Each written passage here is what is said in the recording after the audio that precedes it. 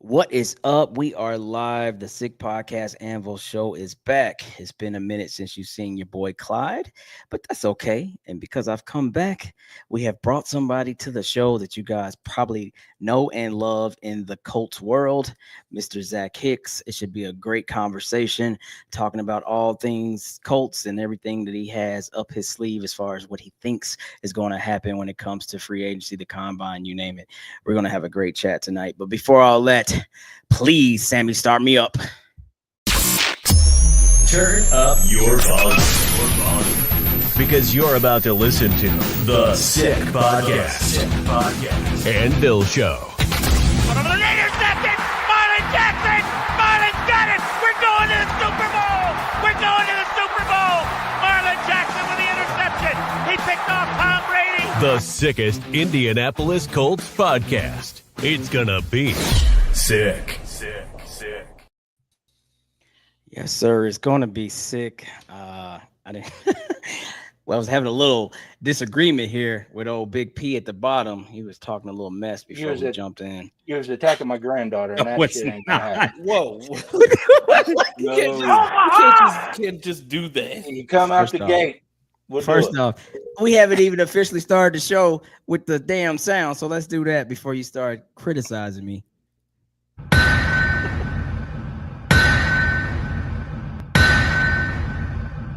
All right, that is the official sound of the Anvil. We are live. We are hot, as you can tell. We've already been talking some noise, but this is going to be a great night. So, thank you, Stacy. Thank you for my congratulatory retirement. But yes, we got Mr. Zach Hicks from Locked In here, and I'm just all excited about what you have to say about all the things that you've witnessed during the combine, your thoughts, and we can kind of see where we stand with how you feel about this team. So let's just get into it. Let's start where you want to start. Do you want to start free agency? Do you want to start draft picks, combine? Where you want to start, Zach? You tell me. I mean, we could start anywhere. I mean, I guess combine is the hot topic right now since it just happened. But I mean, we got to quickly transition into free agency because that starts on Monday. I mean, it's just one after the other in the offseason. Exactly. It's the fun, hectic time right now. All right, so let's go combine. So there has been a little bit of back and forth between all of Colts Nation, to include here on our show. Is it tight end such as Tyler Warren if he falls, or is it Malachi Starks or another defensive player? What is your need at 14? Let's go. No hypotheticals. We're not trading up. We're not trading back. We're sticking at 14, and everybody's available. Tyler Warren and beyond. Whoever's been mocked at 14. What do you think? Is defense, or is this more weapons for Anthony? I think if I had to say like what I think the Colts would do as of right now, I think Tyler Warren's probably the guy as of right now.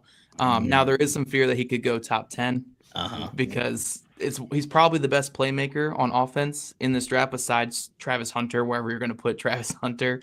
Tyler Warren's probably the best playmaker, and we saw last year, regardless of position, if you're a playmaker in that draft last year, you were going quite high. I mean, Brock Bowers went before the Colts, Neighbors, Odunze, Marvin Harrison Jr. all went before the Colts pick.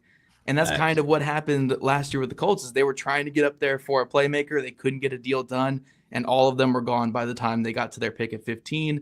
Now, the wide receiver room looks pretty good, especially with Alec Pierce's breakout last season.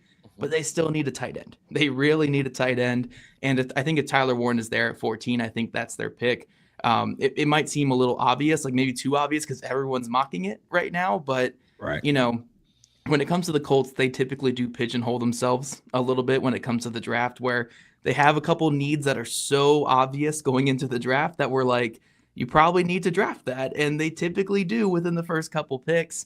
And right now that feels like tight end. And I don't know if it's going to get even better by the draft time, because who are you really getting out there to fill this tight end void they have on the roster? Maybe you send a trade for Michael Mayer. Maybe you sign, Jawan Johnson or someone like that in free agency. But even then, you probably still take Tyler Warren at 14 if he's there. So I think as of right now, I think you would go with Tyler Warren. So that's interesting because I'm gonna kick it to CJ before you ask that, because he says tight end is a luxury. So CJ, how do you combat what Zach is saying about why he thinks the Colts will take them or take Tyler? My bad. So and this is more so just because of the fact that I still do believe that tight end is a luxury. And the room right now to me, and I like the guys personality wise in the room, but it's just like Tyler Warren is absolutely a massive upgrade over what we have now. But I also believe that if you do, and it's funny you mentioned Michael Mayer because that's something that's also been discussed on here. You discussed a trade for Michael Mayer, possibly if for some reason, let's just say Tyler Warren does go a little bit earlier, come back possibly in a later round, and then even then maybe just get one of the other prospects, and then right there with Michael Mayer and then whoever you decided to draft, you've now improved the room past what we've seen it to be. Because we had a good chance to see what the room was last year. Like we have a room of guys who can do one thing decent, but they don't do all things that you expect from a tight end well enough. Yeah. And that's where I just come in with the whole luxury thing, because also on the other side of it, I'm looking at the fact that this defense was a bottom 5 defense. And we're prepared to let Julian Blackmon go. We're prepared to, possibly have Kwity Paye, out there again, knowing that he's not really that great of a pass rusher to begin with, knowing that we're going to lose EJ Speed and Grant Stewart potentially. And so we're looking at all 3 levels, knowing that we have holes to fill on defense, where you look at, last year overall, I think the offense with all the chaos and controversy we had somewhere was like 13th or 14th rated overall offense. But we were a 28th overall defense. So that's what I'm looking at it from in terms of that perspective. Yeah, no, I completely get your perspective there. And I'm all for trading for like a Michael Mayer so they don't get pigeonholed to having to take a tight end so early in this draft. Because in my opinion, there's 3 tight ends that fit what the Colts are looking for in this draft, at least in the early rounds. And that is Loveland, Warren, and then Mason Taylor from LSU. Those are the tight ends that fit what the Colts need. But if you don't get one of those 3 guys, you're stuck with what happened last year where they didn't get Bowers and they were left just hoping Jelani Woods could stay healthy. And obviously that didn't happen. So I would like to get like a Michael Mayer. So then with 14 comes around, maybe you can go best defender. Maybe you don't feel like you have to take a Tyler Warren. I hate when it comes to the draft that teams feel like they have to do something, because that's when you just aren't utilizing free agency properly, which we have seen in Indianapolis a couple times over the last couple seasons. One thing I will say, though, about calling tight end a luxury, especially in this offense, is I kind of agree with you, kind of disagree in terms of the Colts with Shane Steichen, they want to live in 11 personnel. 11 personnel is 1 tight end and 1 running back on the field and 3 wide receivers. When you have a player like Josh Downs in your slot, you want to have him on the field as much as possible. Yes. So you want to be in 11 personnel all the time. When you had a tight end room like the Colts had last year, where you had either blockers or pass catchers, you didn't have anybody who could do both. That was a problem, because if Mo was on the field, they knew a run was coming. If Drew Ogletree was on the field, they knew a run was coming. If Kylan Granson was on the field, they knew a pass was coming. And they could stack the box accordingly, and it hurt the Colts' flow on offense. So regardless of who they bring in at tight end this offseason, it can be Warren, it can be Michael Mayer, it can be Conklin from the Jets, whoever it is. I just need a guy who lets them live in 11 personnel. As long as they can live in 11 personnel, they'll be better on offense this next season. I think Warren is kind of the supercharged version of what they're looking for, which is why I think they'll like him. But, free agency is going to be a big part of all this. Like, if they go into free agency and they get 2 veteran defensive backs, and then maybe Carlisle is looking great, or maybe they grab another linebacker too, you can maybe sell the Warren thing a little bit more. But kind of like what you said, if they do nothing in free agency, which I mean, this is that's been the MO. We know what this is. We've done this dance before. If they do absolutely nothing in free agency, then yes, Warren at 14 is probably egregious, because you'd be running back the same defense essentially that wasn't very good last season. So this is all hinging on, like, I think they're going to sign a veteran DB. I think they're going to sign 1 or 2 veteran defensive backs to come in here and play Anarumo's system. And then it makes taking a tight end a lot more palatable at 14. Okay. I got a lot of questions. Yeah, do it. Go ahead. All right. First of all, what's it going to take to get Michael Myers? Draft picks. I can't imagine it would take too much. He had a season last year where I think he only had like 130 yards receiving, dealt with some injuries, missed a lot of time. And look, he's been usurped by Brock Bowers, who might be the best tight end in football. at this point. He's also coming up at the end of his rookie contract. And a big thing that people don't talk about enough when it comes to trades in the NFL is you're not trading necessarily for players. You're also trading for contracts. So with his contract coming to an end here soon, you're not really trading for years of easy control. You're trading just for the 1 year of easy control. So I would honestly guess Mayer could be had for maybe a 6th round pick in either this year or maybe like a 6th and a 7th swap, honestly. It just depends on how much the Raiders feel like they want to move him. Like if they desperately want to get this guy off their team, then yeah, I think a 6th for 7th swap and Mayer being, going to the team that's sending the 6th, then I think that could probably get it done. Yeah. Okay. Now, the second question, and it comes back to your original comment about the Colts taking Warren at 14. Is this what you're speculating, or is this what you think they need? This is more at 14. This is a little bit more me speculating. I mean, I do think they need a tight end that lets them live in 11 personnel, and I think Warren is the best option they can get this offseason in terms of a good blocker plus a plus receiver as well. I think he would be a fantastic fit in this offense, but it's more so speculating what I think they're going to go like direction wise. I mean, we saw last year just how much they wanted to get that next level playmaker for Richardson in that first round, trying to move up for Bowers, trying to move up for Neighbors, trying to move up for Odunze. They flamed out on all 3 of those. I don't imagine that desire to get that next level guy is just gone now because Alec Pierce had a good season, which Alec Pierce was awesome last year. Yeah. I'm very pumped for the guy, but I don't think that was what they were envisioning was the way that Pierce played last year being that next level guy. So if they view Tyler Warren as a blue chip prospect and he's there at 14, I think they're going to run that card in. Yeah. So then let me ask you this, because like I said, according to your article on SI, you mentioned Charvarius Ward being like the top target, right?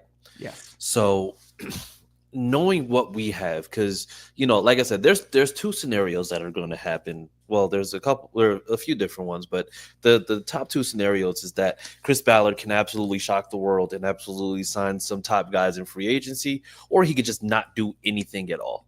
So let's just say if we go with what we know right now, and let's just say the Mayer trade does happen.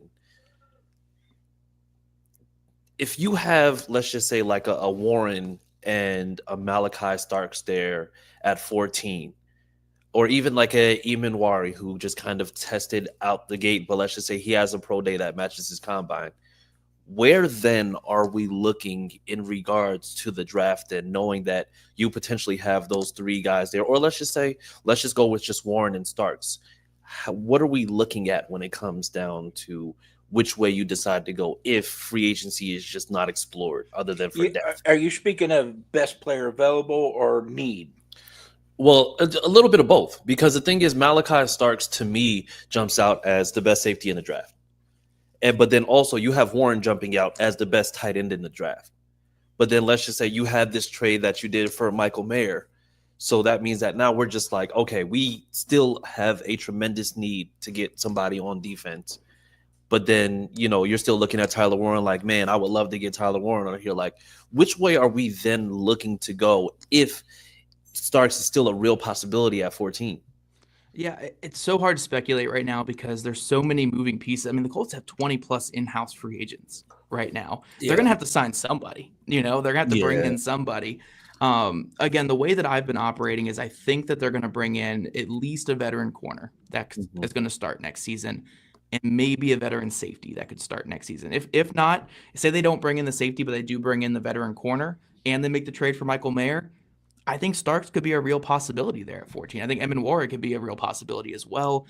Starks, obviously with the testing, I'm not sure, if that will disqualify him from being a 14th overall pick for Chris Ballard, but man, the on-field drills were so good for him. The film is so good. And look, at the end of the day, scouting, we make scouting too hard sometimes in terms of like, oh, on this play here, he missed the tackle, this play here.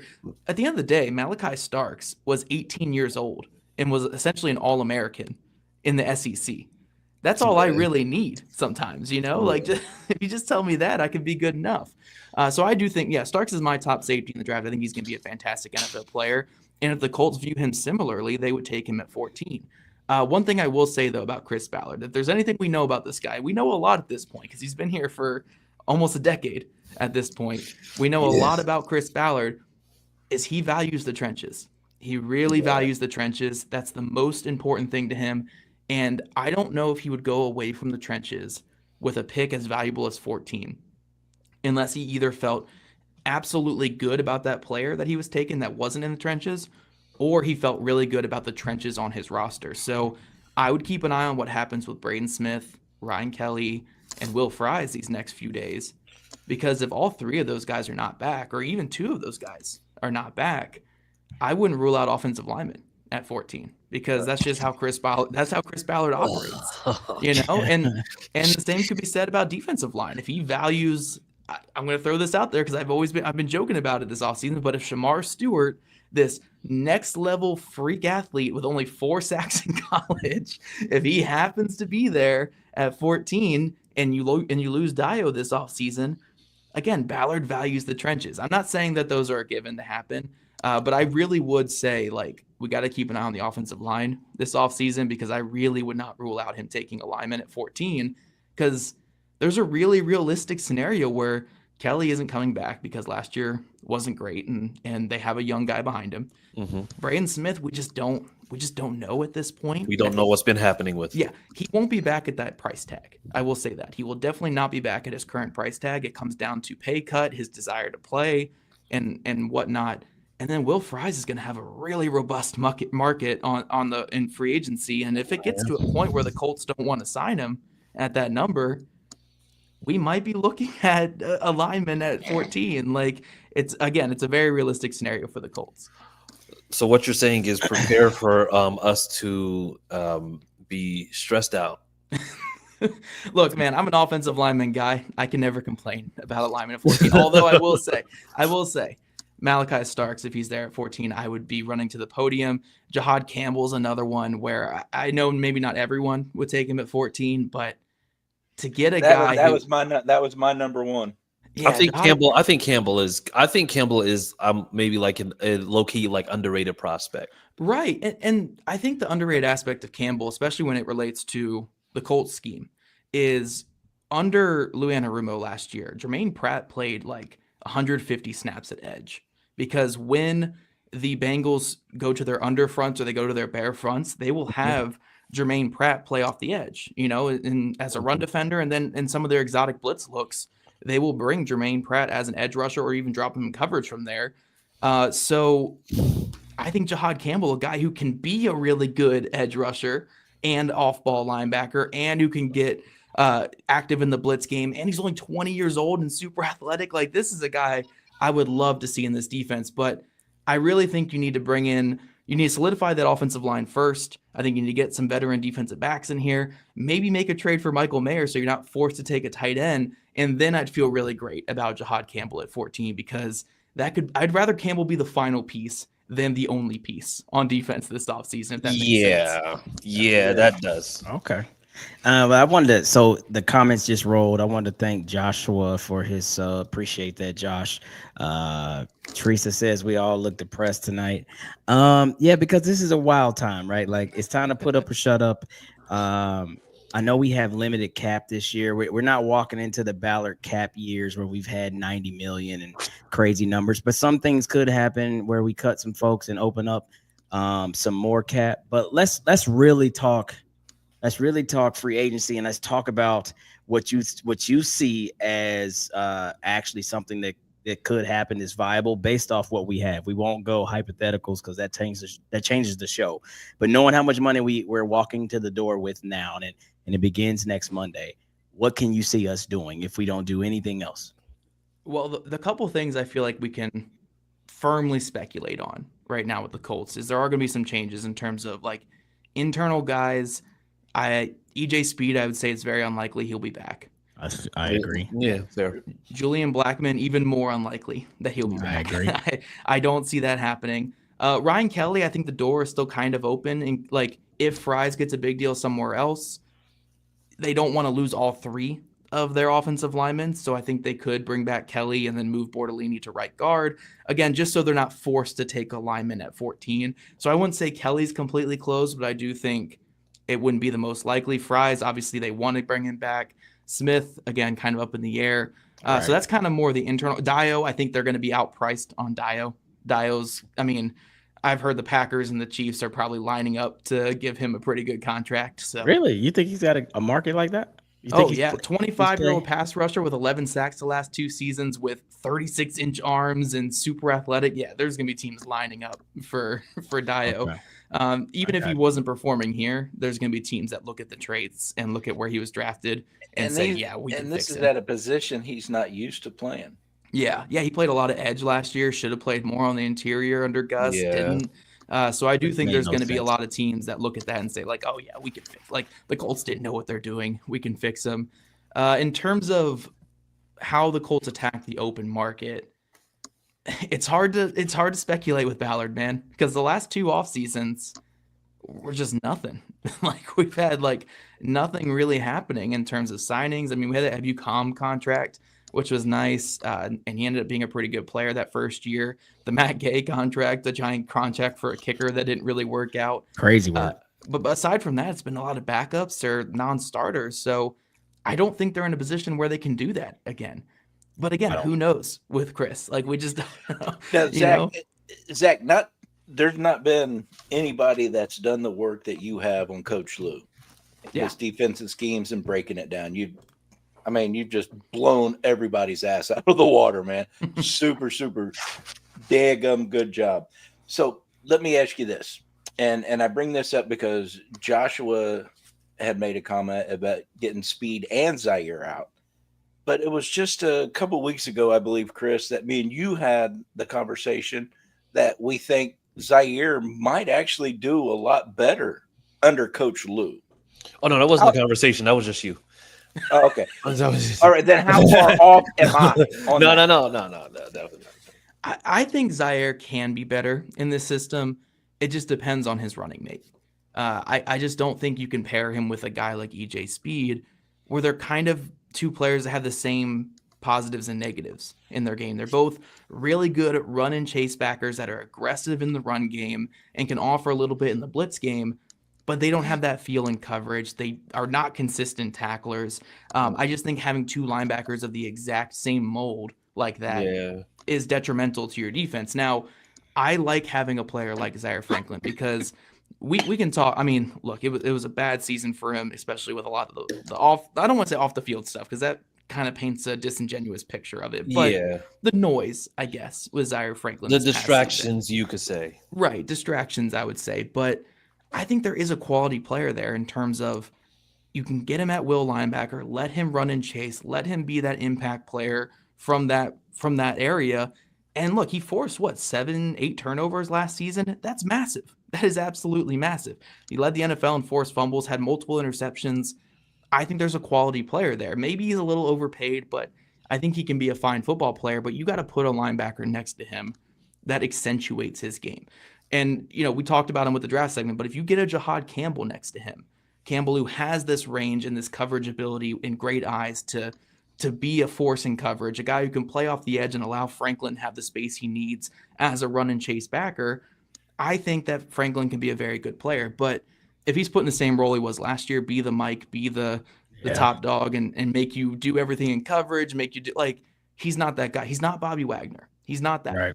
He's a good, solid player. But if he's your best defender on your team, your defense is not going to be very good. But if he's like your 5th or 6th best defender, you're going to be pretty solid, I think. So we definitely discussed that heavily because I felt like that was his issue. For one, he's undersized to be the Mike, right? Like he gets lost. So a lot of times he gets pushed into the wash. Yes. That's the biggest thing. So he don't have a lot of size, but he is fast, but his coverage lacked. But I think that was because he was trying to be so, downhill. He's like, oh, I misread that. I got to get back, But I think that he's a great athlete. I think that he's an asset. But I think that, like you said, he has to be your 2nd or 3rd best linebacker. He can't be the best one of them because, I mean, good God, we led the league in missed tackles, and a lot of them came from the backer position. Like, it was absolutely ridiculous how many tackles him and EJ missed. You know, like I was like, this is crazy. It was so crazy to watch, especially in the defense where you get to a spot and supposed to come up and make the tackle. Like that's literally the defense was built around keeping everything in front and coming up and making tackles. Yeah. You can't play that. I mean, look, Gus was not perfect, wasn't good last year even. I'm not going to defend Gus as more than what needs to be defended, but when you give him slow, inexperienced corners, when you give him a safety room that's not very good in coverage, you give him linebackers that can't tackle, I don't know what else more he can call other than sit back in Tampa 2, sit back and cover 4 and hope they can come up and actually make some tackles because they're not going to cover anyone. Like, so they do need a lot of changes on defense. And this will kind of, I'll bring this back to the free agency conversation is I don't think we can afford to have another free agency, especially like last one or even the one before that from Chris Ballard, because you look at the guys they have on defense right now, and they're just not equipped to play Lou Anarumo's system. Maybe in the trenches, you can argue like up front, like, they Grover Stewart can 2-gap, he can hold up blockers, and maybe that can give Franklin some more room in the run game. And maybe Nick Cross can be a good weapon and stuff like that. But to play in this system, you need big corners that can be physical and can turn and run with wide receivers. Jalen Jones, a physical, feisty corner. I like to have him on the roster. He can't really run with the best of them, though, in the NFL. We've seen Nico Collins get behind him. We've seen other players get behind him. Sam Womack, feisty young corner. I thought he did some good things last year. He's not the biggest type of guy that really fits this system. And then we don't even have a free safety on the roster right now. I mean, they do need to actually bring in some impact veteran free agents. And one thing I look at with Lou Anarumo is those first couple of seasons in Cincinnati, the defenses weren't good. And then they went out there and they got Chidobe Awuzie. They got Mike Hilton. They drafted Jesse Bates, who was an impact player for them. Like, they brought in a handful of veteran players and hit on a couple of draft picks. And then it all came together for that magical 2-year run they had where they went to the AFC Championship game in back-to-back seasons. And that defense was fantastic. Then they let those veterans go and it went downhill from there. But I think there is a correlation to where Anarumo's system worked when they got in veterans who fit his mold and fit his system. So if the Colts are going to plan on rolling out Jones, Brents, and Womack as their trio of corners to lock down the 2 starting spots, in trouble, man. It's going to be trouble. Or Rodney Thomas at free safety. Absolutely not. Yeah, right. It's going to be a bad defense, though. Like, or even like I think Jalen Carlisle can be something, but if you're planning on starting him without any competition, I think that can be pretty like getting competition, getting guys who fit this system, and let's go from there. So I don't think the Colts are going to be inactive on defense. I think they are going to have to sign some guys. It just comes down like, can Chris Ballard cross that finish line on the bigger free agents that he's going to pursue like he has been unable to do in the past? I think that's going to be the biggest question. Yeah, and I think you kind of talking about Lou's defense, kind of moving down, we saw like what he was able to do when it came like to Trey Hendrickson. And we saw like Trey was kind of allowed to play like freer. We saw him just like, just regular 2 feet, just rushing the passer. What is the expectation for how he's going to impact Latu in that way? So I'm not going to say that he's going to be the reason why Latu is going to be make or break in the NFL, because at the end of the day, these players becoming good or not really comes down to what the player can do in the offseason, what the player learns from their experiences. And look, Trey Hendrickson was a guy where he was a former I think he's like a top 50, top 60 pick for the Saints.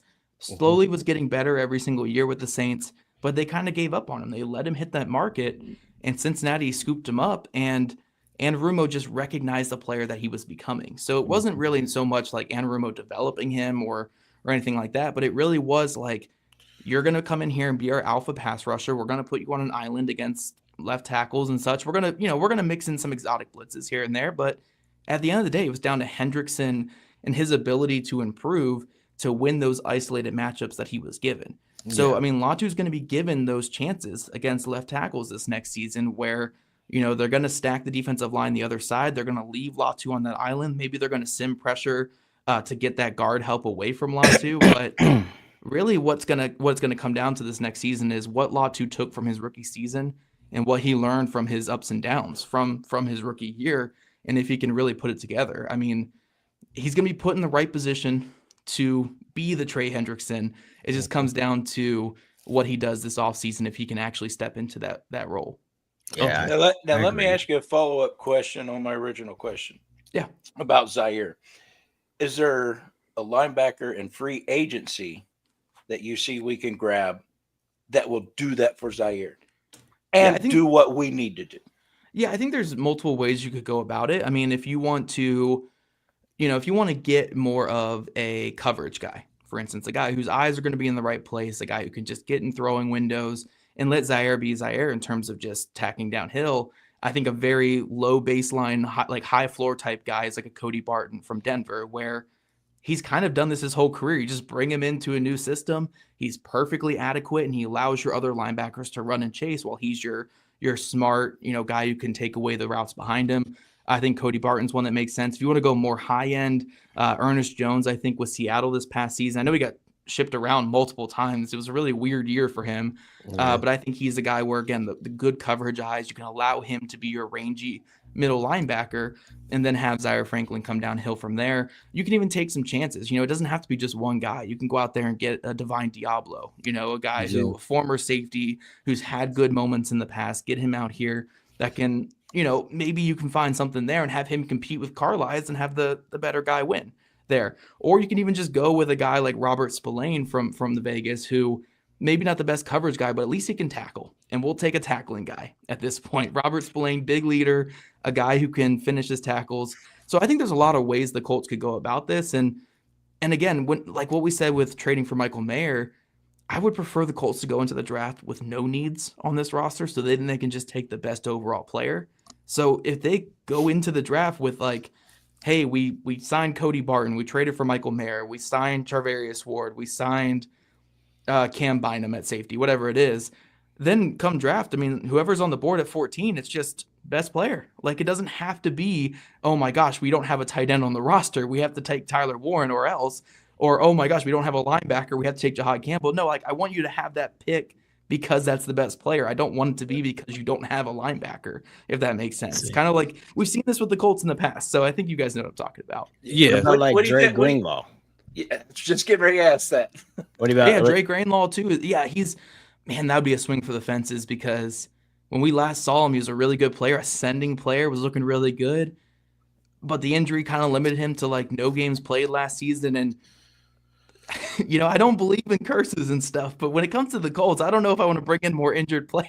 I'm saying it's that's the only knock with him, because I think, like I said, he's 56 games played out of a possible 105. He's had 2 major season-ending injuries that have limited him to under 5 games played twice in his career now. A major hip injury, I think 3 years ago, and then last year he barely played because of the injury in the Super Bowl.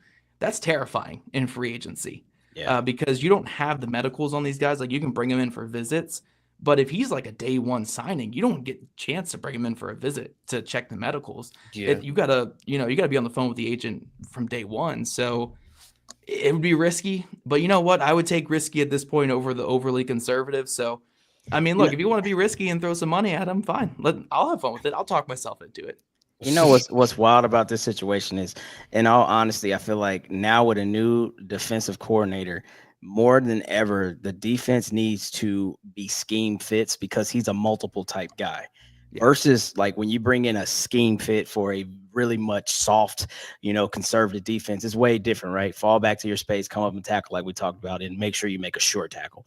But in multiples, we're changing fronts, we're 3-4, sometimes we're 4-3. I need this guy to understand how to be a hybrid, this, that, and the other.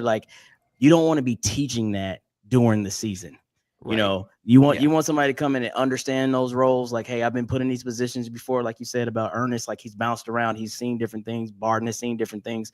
And so these guys are maybe got to learn the terminology, but they know how to play in the system. There's no huge change when you do this or do that. And I think more than anything, that's what's going to really probably have Colts fans not understanding why we brought in this guy and not that guy more so than ever. Because you're some people the names you said, people might be who the hell is that? And why did we bring in him?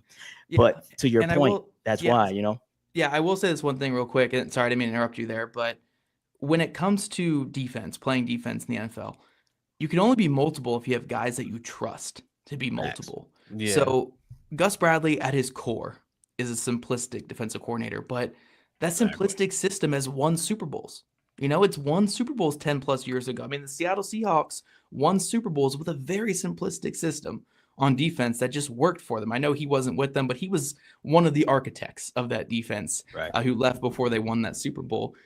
So all styles of defense can win Super Bowls. You just need to have the right personnel to run those styles. And we've installed in 2022, especially that first half of the season with Gus Bradley, when they had Stephon Gilmore, they had Bobby Okereke, they had Rodney McLeod. They were pretty multiple, especially on third downs. They were doing these cover 3 Mabel things where they were locking the backside with Okereke and Stephon Gilmore in man coverage. It was a very hybrid man zone type of system on those money downs.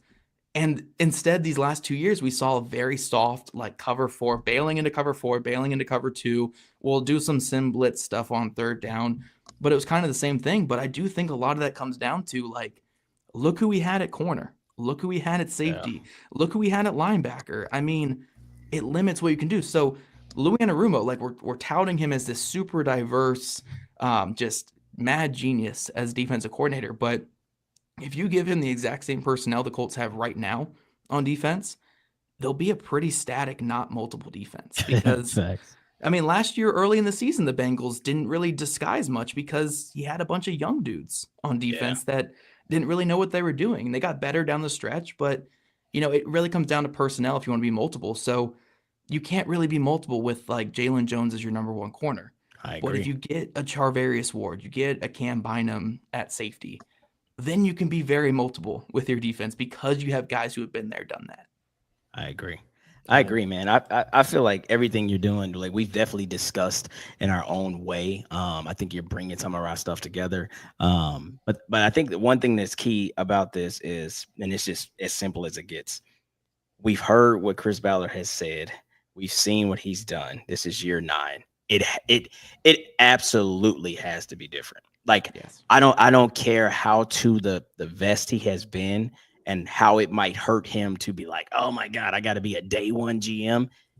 He has got to understand. And it's not even about job anymore. Cause I don't know, him and Jim are tethered together, but it's about this team is not performing. It's just not working. And with that said, you have so many unanswered questions. What is Anthony going to be? You got a new DC. What is the DC going to do with this team? He has to change his philosophy. It can't be about pinching pennies anymore. It just can't be. We got to take risks, like you said, and then there's going to be some decisions that are made on draft. We're not going to covet, oh, I love my picks just to cut them before the season. Like, that's over with. So if there's moves to be made and there's trades to be had, hey, like you said, I can get Mayer for a 6th, pull the trigger. Like, we can't covet a 6th round pick anymore for whoever he may become.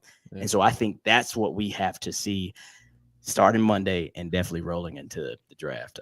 Pat, you look like you got something on your mind. What you got on your mind, buddy? No, I'm just listening. Great conversations, you guys. And like I texted you guys when Zach agreed to be on, it's going to be a long night. We're not going to hold this guy hostage. He's got work to do. Yes, we are. This man's got a lot of knowledge. We're holding. He's got work to do. But I will say, to your point there with what you're going on about is that, like, I think Chris Ballard's method of being a general manager is correct. Like, it's maybe I'd be a little more aggressive in free agency, but for the most part, he runs a correct style of being a general manager. The problem is you have to hit on your draft picks to run this strategy.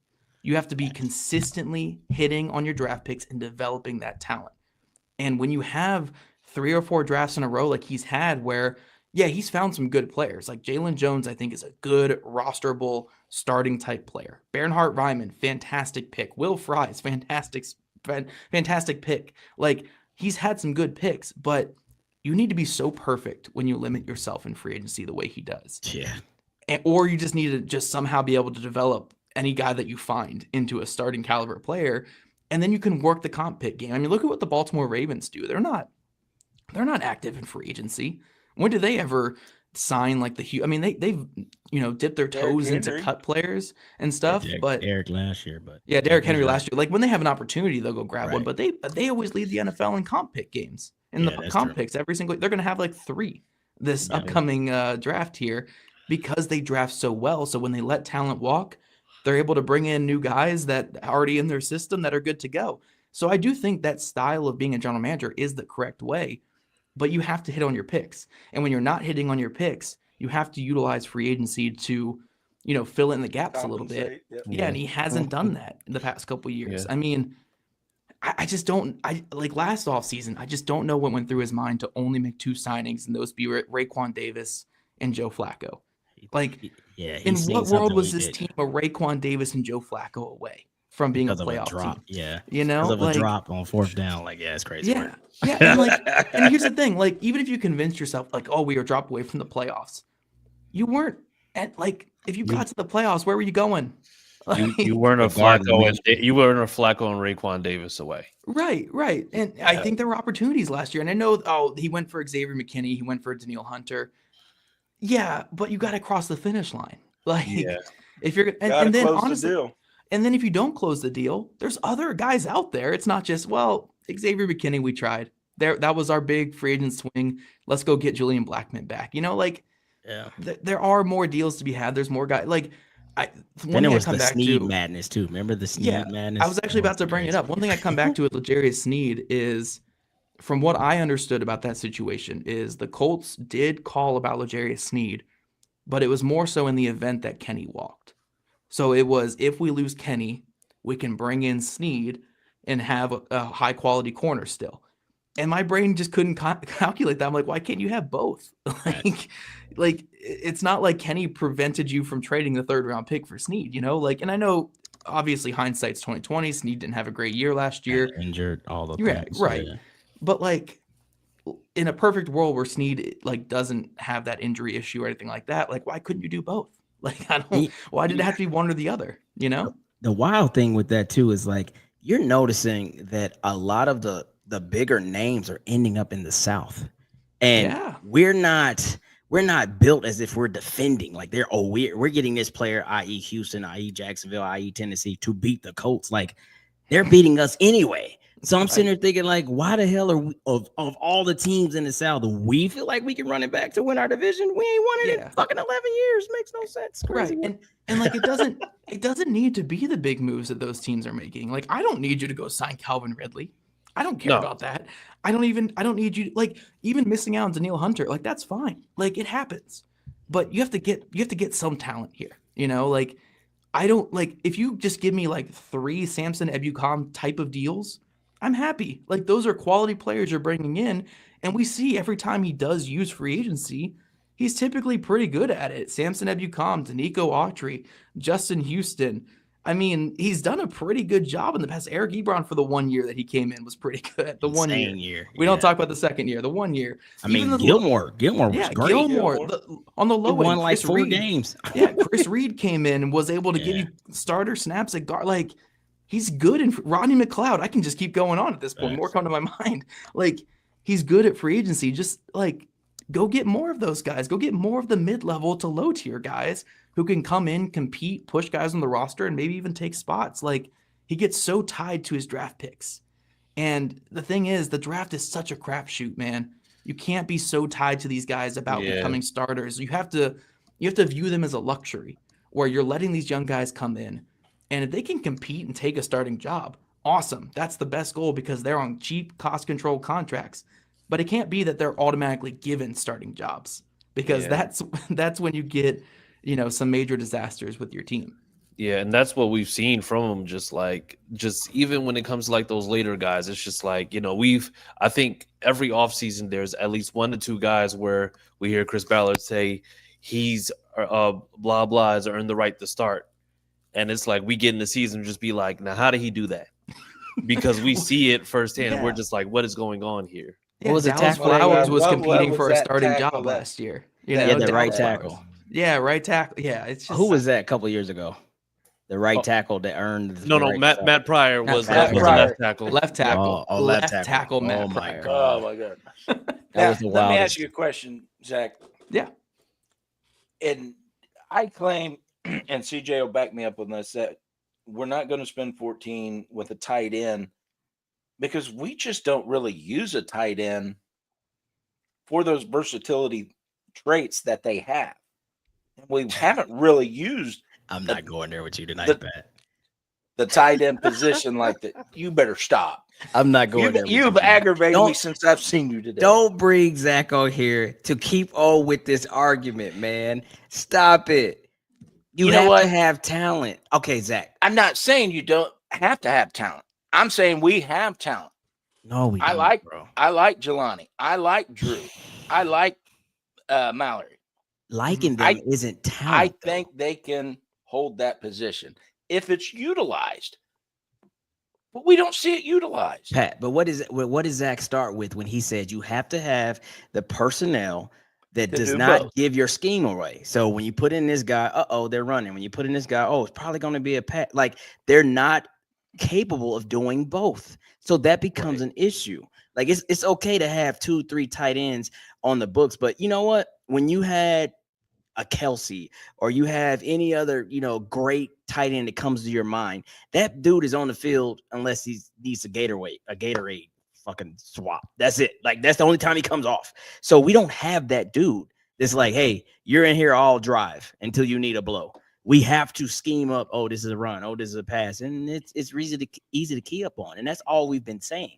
These guys are not talented enough to be a stud tight end every down. That's my thoughts. But Zach, he's here. Pat wants to have this argument for the 92nd week. Tell him the same thing. It's 94th. Get it right. So my thing with that is like, yes, I think guys like Ogletree and Mallory are good rosterable players. I think they can be perfectly fine tight ends. And I'm not even counting those guys out. They're still relatively young. I think Ogletree's 26, Mallory's like 25, still relatively young, cheap, cost-controlled guys. Like, big fan of having those guys on the roster. Jelani's kind of an interesting case because we just don't know what we have there. Like, it's been 2 years. He hasn't been healthy. We can't really count him in these conversations. Yeah, just seeing those glimpses of right. He could be different, but it's just we don't know. And we can't really rely on it at this point. It's been 2 years, at this point. So it's unfortunate with Jelani. But with the other two guys, I think they can be something. But I just don't think they're those guys who allow you to be versatile on offense or let Shane Steichen operate the way he wants on offense. And one thing I always point to is when you look at Shane's history, when you look at his history with, all those years with the Chargers, all those years with the Eagles, he's always had one tight end just dominate the room in terms of snaps, in terms of targets, in terms of early down snaps too, as well, like Dallas Goedert. And they had Zach Ertz more of an auxiliary role there. And then you have Hunter Henry with the Chargers. He's always had that one guy where, again, they don't have to be perfect blockers, but they have to be good enough to where you can live in 11 personnel. And I think the Colts just haven't had that guy. With Ogletree, the catching problems have been an issue, and the separating has been an issue for him. We saw one of his big opportunities he had last year was on the goal line against the Jets, and he dropped that wide open touchdown.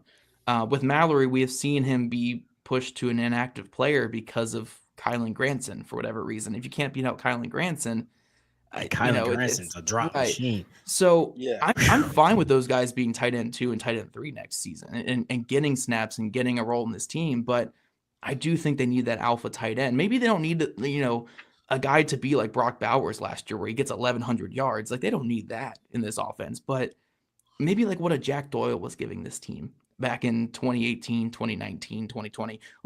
A guy can just come a in touch more athletic, right, but yes, I right, agree. yeah, obviously, but even if you just got a Doyle impact, just in terms of a good blocker who, whenever the ball's thrown his way, he's catching it, and even if it's only 400 yards receiving, it allows you to operate in that 11 personnel and be what you want to be on offense. Honestly, I would just add a guy like Tyler Warren just because it lets the offense be what it naturally wants to be. Open and explosive. And you need that check down guy, because as much as we love, JT, he has shown he struggles out the backfield catching. And we lost our best pass catcher out the backfield a couple of years ago, Naheem, when we traded him to Buffalo. And unfortunately, his career is just kind of, it hasn't been great since he left.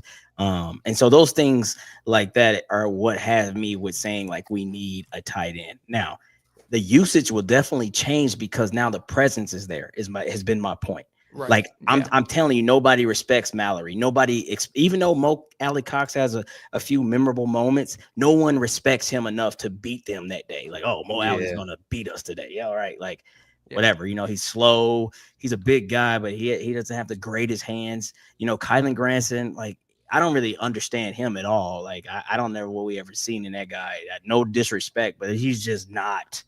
It's such a weird thing. Yeah, like, it's really missing, strange. missing wide open catches. Yeah, like running the nobody wrong near route, him. being on the wrong side of things. It's wild. So that one play from the Lions game keeps replaying in my mind. Oh, yeah. Where you got to check. Yeah, the hot read. Like, come on.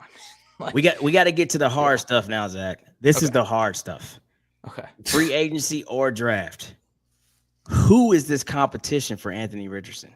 Who is this competition? Please don't say Daniel Jones.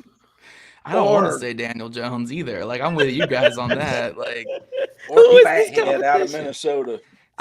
There was a comment earlier that said bring in Jackson Dart. He would potentially push Anthony. He's going to go too high though. Okay, so let's hear what you got, man. I can't buy the competition thing because I don't know. Like, for me, for it to be a real competition, it has to be a guy who you can realistically see him becoming anything more than just like a quarterback, like don't get me wrong. Like, I think Anthony could beat him. I don't know if he would because Anthony had a bad season last year, but like, say you bring in a Daniel Jones, say you do, right? Say Daniel Jones wins that competition and starts. Where's your team going?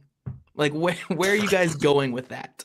Then you just, maybe it's a good metric just to say like Anthony's not it, because if he can't beat out Daniel Jones, then whatever, he's probably not going anywhere anyway. But but it even gets to the point with all these guys where like you bring in, Trey Lance or whoever, like, then that's just an easy one for Richardson to probably beat out, but you don't really know anything more about him. Or Mac Jones, whatever, say Mac Jones wins that competition. It's like, well, where are we going with Mac Jones? What about the prettier names? Justin Fields. I was just getting ready to ask that one. So when you get to like the Fields and the Darnolds, like, you're going to be giving those guys contracts to where they're not competing.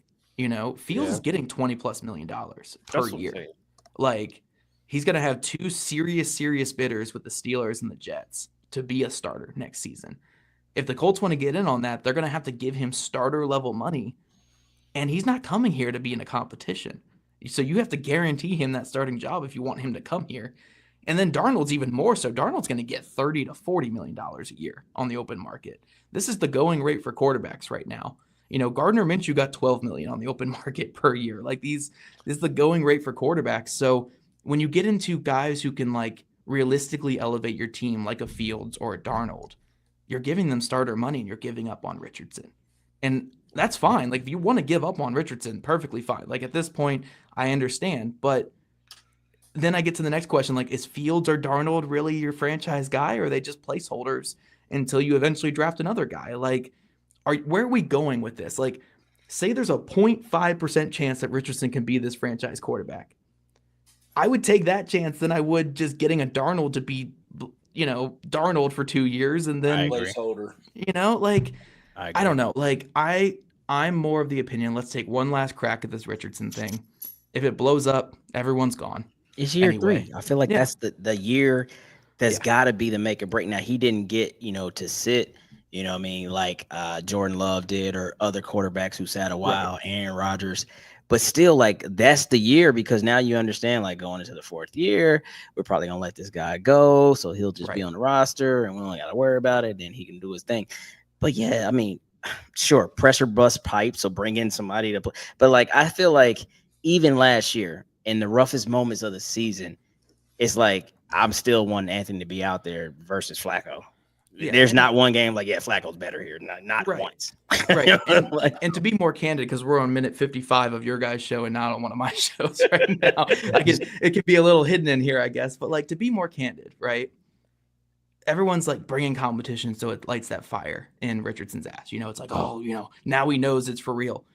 But like, doesn't that kind of treat him like a child to a degree? Because like, if I bring this guy into my office and I say, look, this next season is really big for you. You have to go out there and prove that we can rally around you and you can be our guy. So this is it for you. Like, give it your all this season. We want to see what you can do, really rally this team and show that you are worth investing in. Is that not enough to light the fire in his ass? I agree. Does Daniel Jones need to be the one who says that to him? Like what? Like what? First off, if you bring it, if I'm a quarterback and I'm going into my third year, and you say you're going to bring in Daniel Jones to compete with me, I'll be very pissed off. It's not for competition purposes. It's because we saw Daniel Jones in New York. You think on that? And it's just like you like that's who you bring in. Like you might as well have brought in ancient Flacco again if you were going to try to light a fire under my butt. Okay, but I play devil's advocate because we seen Sam Darnold in New York. We see Sam Darnold in Carolina. Then we see Sam Darnold for the first 14 weeks in Minnesota. And we're like, who is this guy? The thing with Sam Darnold is in college he was pretty good, and he had some flashes. Okay, with those other stops. With Daniel Jones, it's been he had the 1 year where Brian Dabble, a really good offensive coach, squeezed every last ounce out of him and basically told him that the first read is not there, just scramble. And the rest of the NFL couldn't pick that up for like 15 weeks. And then we got to the playoffs was out there going crazy. Yeah, and like Daniel Jones has never, even in college, he wasn't a good quarterback. He got drafted because he's buddies with Peyton. Like, I don't know. Like, if you're going to take a shot on anyone, take a shot on Trey Lance. Like, get Trey Lance in here for a super low contract. He stinks. Like, don't get me wrong. I'm not trying to say Trey Lance is great. But, like, put him behind Richardson. And then if Richardson gets hurt, you can just still do your QB run game stuff. Like, because Trey Lance, like, I don't know. I get where they're coming from. Like, light the fire under his ass, let him go and stuff. But, like, look, if he can't figure out that this year's make or break without bringing in Daniel Jones, like, then he's never going to get it. You know, if he can't figure this shit out on his own, then he's not your quarterback. You know, like it's not that hard. And as much as he put in to what he said in offseason and what we've read, hey, he's going to work with Josh Allen. Hey, he was working with Josh Allen's guy. Hey, he's going to do this. He's going to do that. I feel like that would have been the closed door conversation as the GM, as the head coach. Hey, I got a guy out in blah, blah, blah. I want you out there, you know, let's make that work with your schedule. Like, I feel like those type of marching orders in the offseason, and then you're watching from a distance, hey, he's doing this. I know he's going to be ready. He's going to be better. We're going to be able to throw more. That would have been more than a public, we're going to create competition, understanding that this isn't truly a market, definitely from free agency, maybe not even in the draft, depending on where you pick them, to bring in that competition. Like, because the question becomes, who is the competition? Right. You know what I'm saying? Right. And like the we other just question discussed. the other question is, so say you sign Daniel Jones, right? That's $10 million right there in 1 year. That limits building up the rest of this stinky roster to be around him. Like, how much can I build up the defense if I'm already paying $10 million to Daniel Jones? Ballard's not cutting Ebukam for whatever reason, who's coming off a torn Achilles at 30 years old. We don't know if they're just going to keep Braden Smith at that contract. I don't think they will, but what if they did? Then you're looking at what? $20 million in cap space to fix the corners, fix the safeties, fix the linebackers, fix the offensive line. All of that might go to Will Fries even. Because where are we at cap, like walking into the door? 30 something? I think it's 30 plus, and then they can free up to like nearly 60 if they cut Raekwon Davis, Braden Smith, and Samson Ebukam.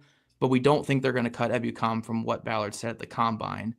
And then Braden, it's still up in the air how much they're going to save from that. Like if they restructure, it wouldn't be the full $19 million of saving. Raekwon Davis is probably going to be cut though. That'll save like as he 6. He needs to be. It should be when we cut all of them, including Ebukam. Like I think he'd be a great guy, but to have a bounce back now after a torn Achilles at 30, and we're going to rely on you, I feel like he's more suited for a team that's ready to win. You know, like he comes in and becomes a rotational player. Rotational.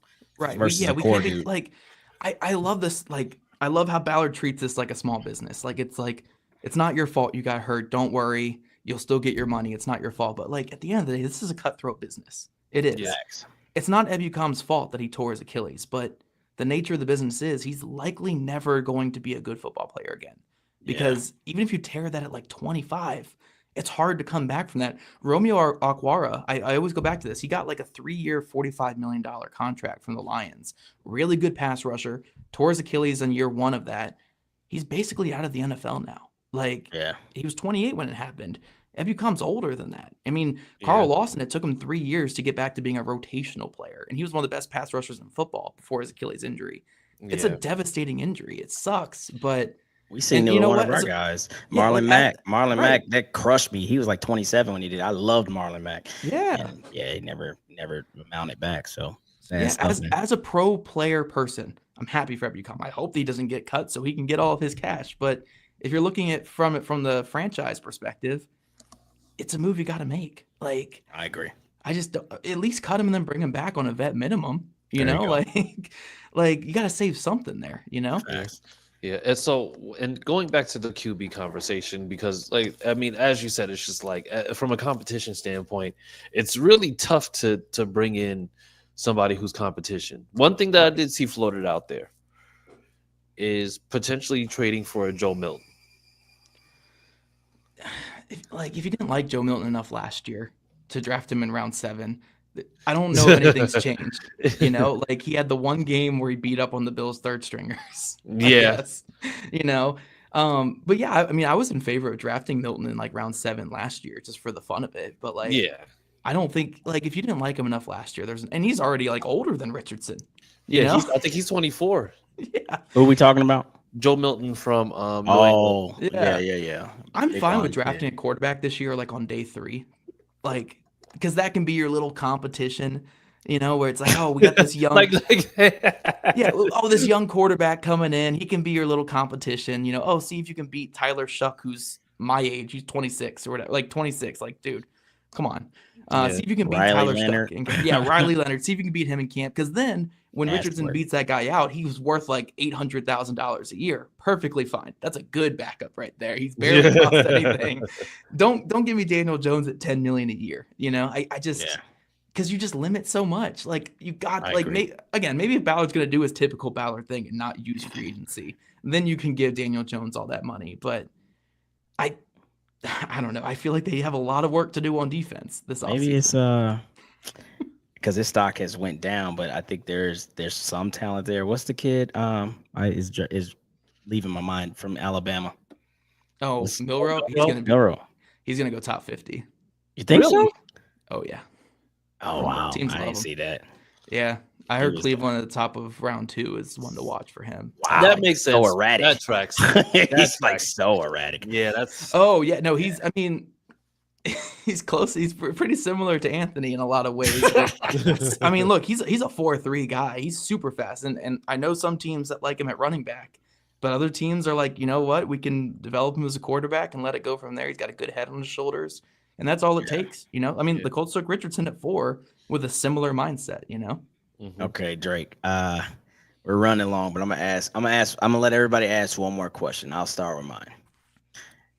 How many, you don't have to say names, but of the 22 starters last year, if you had to say we're trotting out 22 this year, what's the percentage of last year's starters, both sides of the ball, that you see on opening day this year? Of the same, which that's what I'm saying. Like, how many you think are going to be there? You don't have to say this guy's gone, this guy, but do you think it's 50%, 75%? Like, what do you think? Okay, on both sides of the ball. We'll go 11 personnel on offense and then nickel on defense. So we'll change tight end 1. We'll change 2 of the 5 offensive linemen. So that's 3. Okay. Receivers all good.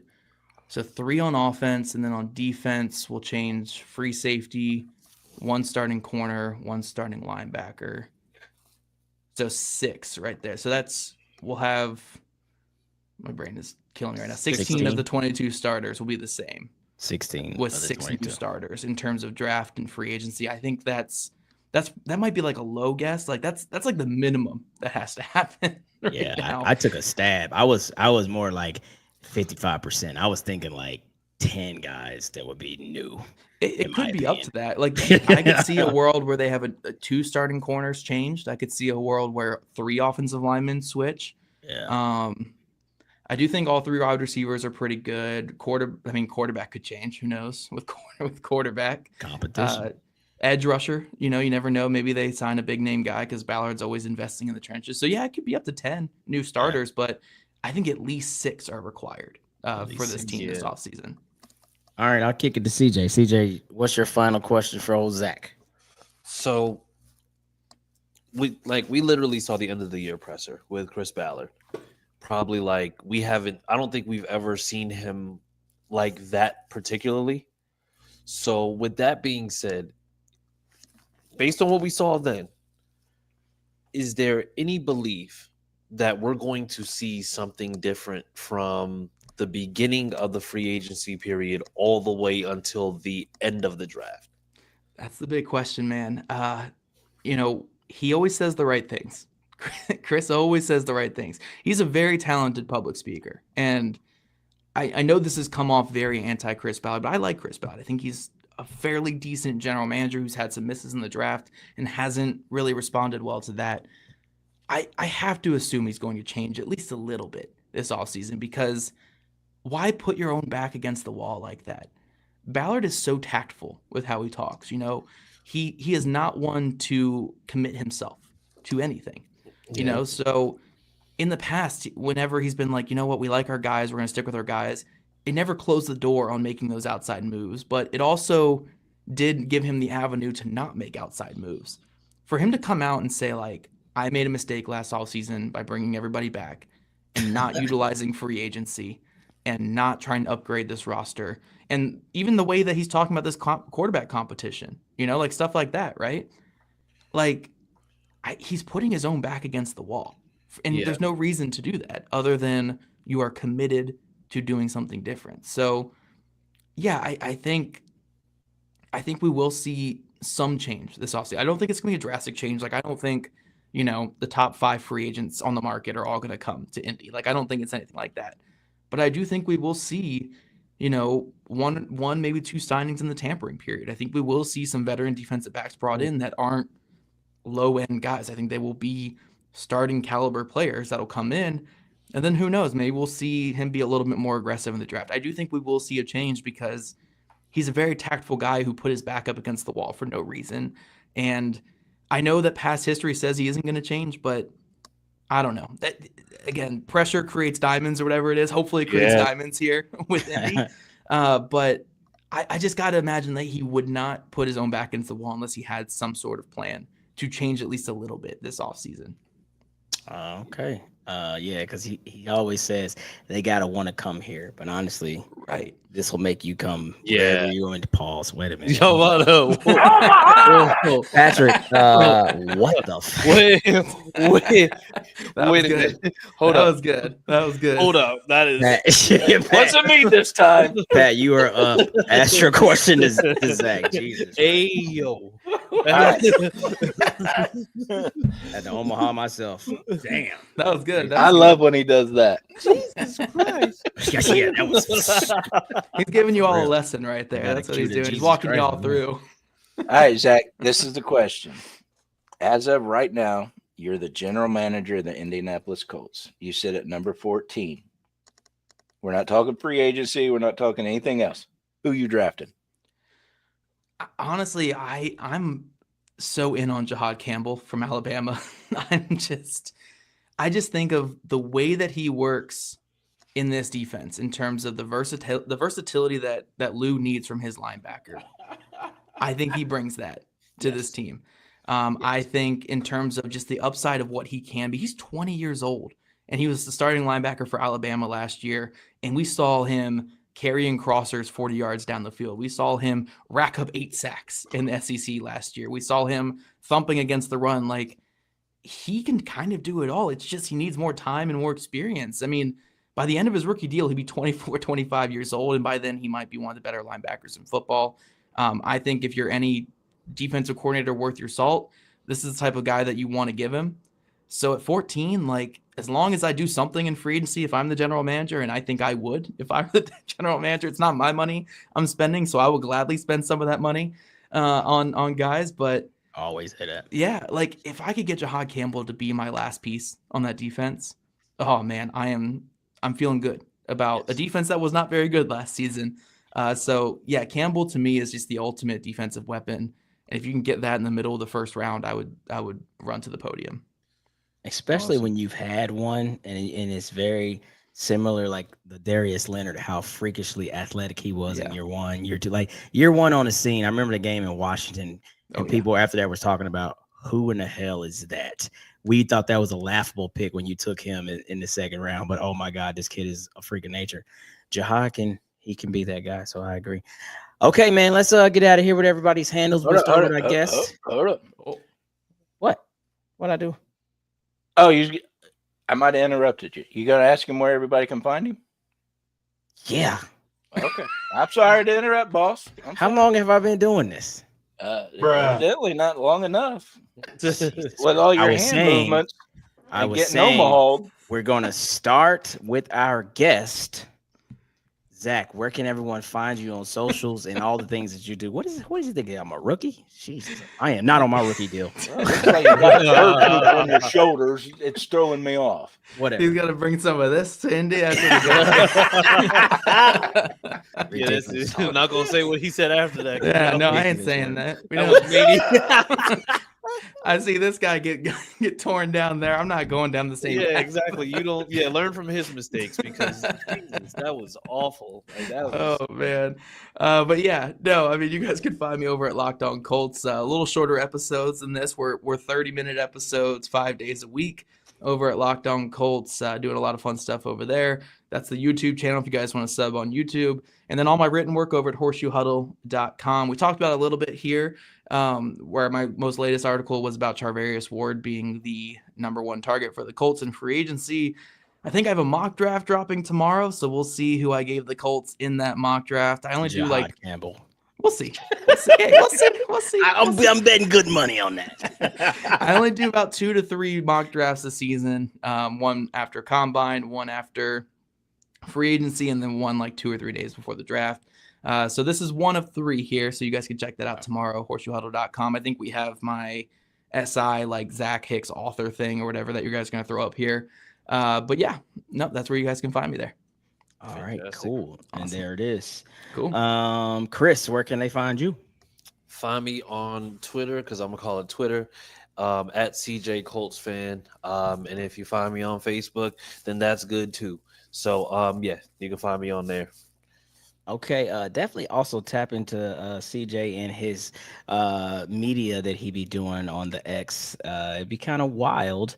Some crazy stuff to be going on in those chat rooms and the thoughts and ideas behind what this team needs to do. So always check out what he's got going on. Nothing as crazy as what Clyde said earlier, though. Come on, man. Give me a break. Give me a break. No, absolutely not. It's a lot of stuff. He's doing this, and then we got chat room talk on like, here. It's just like money.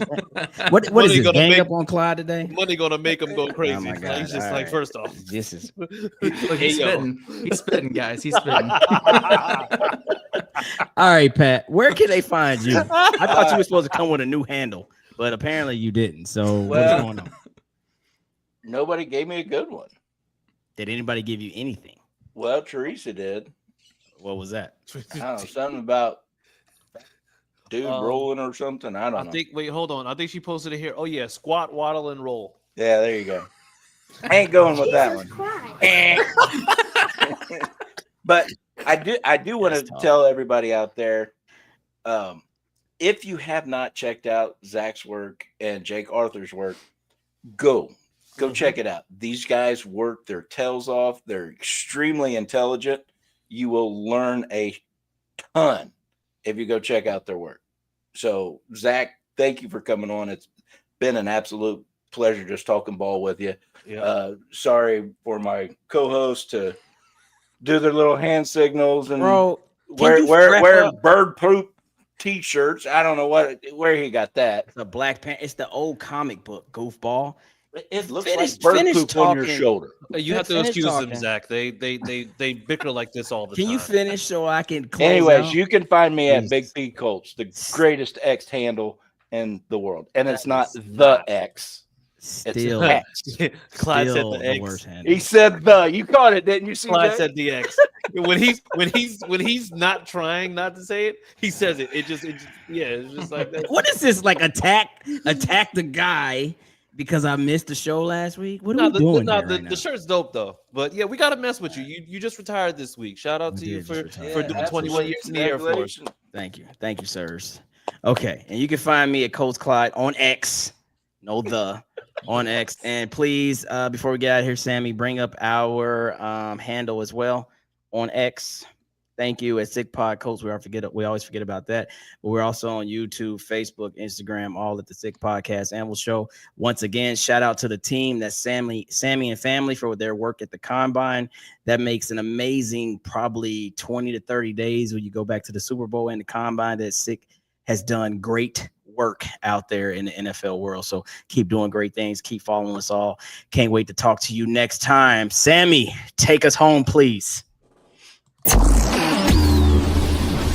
And that's a wrap. Hope you don't miss us too much until next time.